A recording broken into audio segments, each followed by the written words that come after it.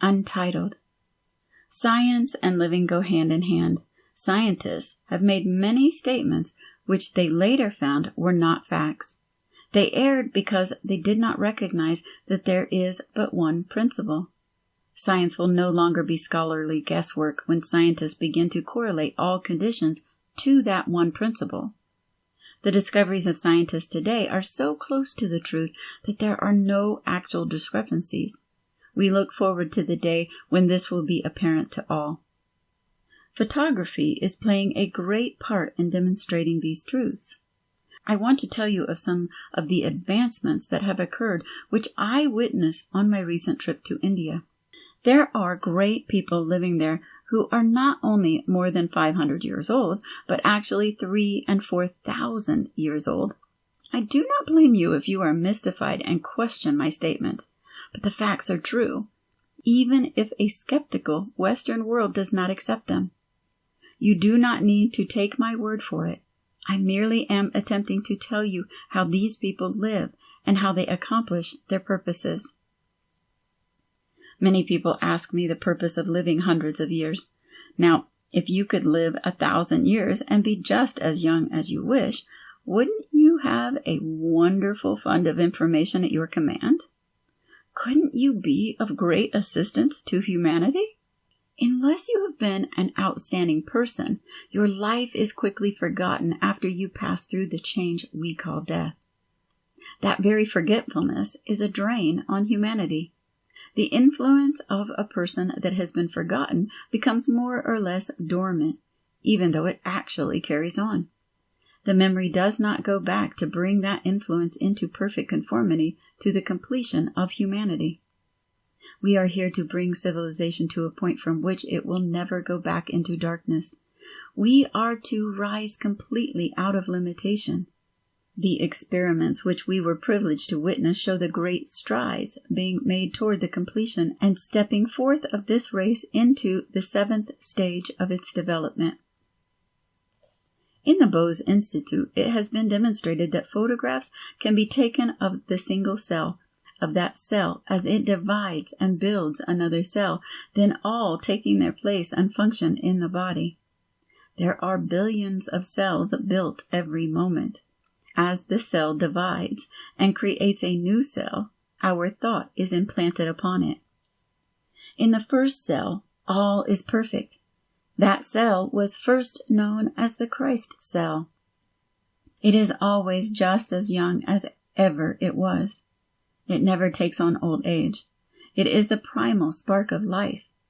When we implant in it our thoughts of limitation or old age or any condition outside of perfection, the body responds. Cells born from the first cell take on its image. Originally, it is the image and likeness of God. It is perfect in every way. But it becomes the form we carry in our minds. Can't we see, if we carry the image of perfection always, what that will do for these cells? It will build perfection. When we make a success of perfection, we add energy to our bodies. Dr. Bose says if we are expending our energy for imperfection, the efficiency of the body can be stepped up 200% by turning the energy into the channels of perfection. We can go on just as we are, but isn't it really better to live a definite life? There is so much ahead of us if we will but change our thoughts. Jesus has lived the most scientific life of which we know. His life has been to show that everyone can accomplish just as he did.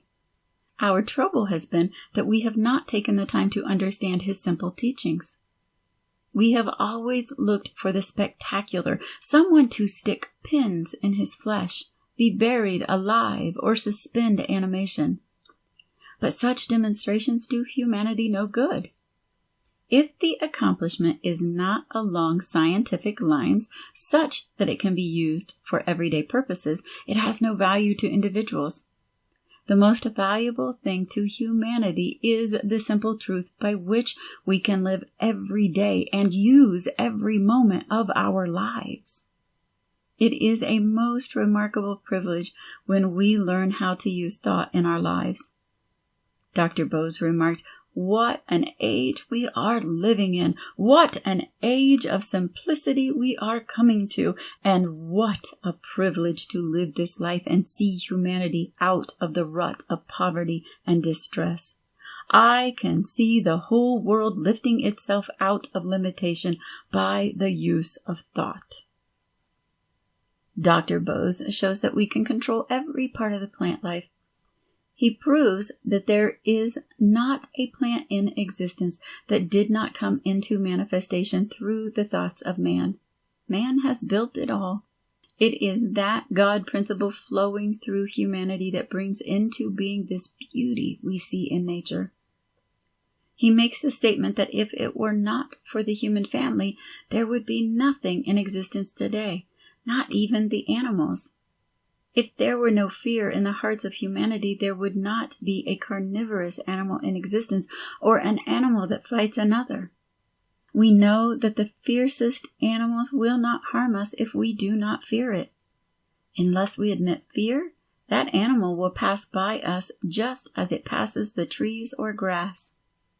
It is often said that if you love an animal, it will always be your friend and protector. When the medicine man takes up his work, he must perform his healings instantly. It is a silent ceremony. We saw 12 men go to the medicine man's tent for healing, none of them staying more than 1 minute, and all came away healed. We have seen the same things in India. We can trace and verify instantaneous healings in this country. Our great trouble comes from the fact that we allow our thought to scatter. They have a very effective method of teaching in India. The child is placed before a canvas on which there is a single black dot. The child is directed to focus his vision on that dot, and in that condition his problem is presented. Jesus taught that principle, complete concentration on God. When the Hindu beholds the pyramid, he looks from the large end to the point. We look from the point to the large end, allowing our vision to scatter. Just try to hold your vision to a certain point for several moments. Then let it go from side to side and back to that point again. By that exercise, you tone up the optic nerve. Likewise, you can centralize your thought on a point of the body, thereby bringing energy to that point and taking it out of any condition of imperfection.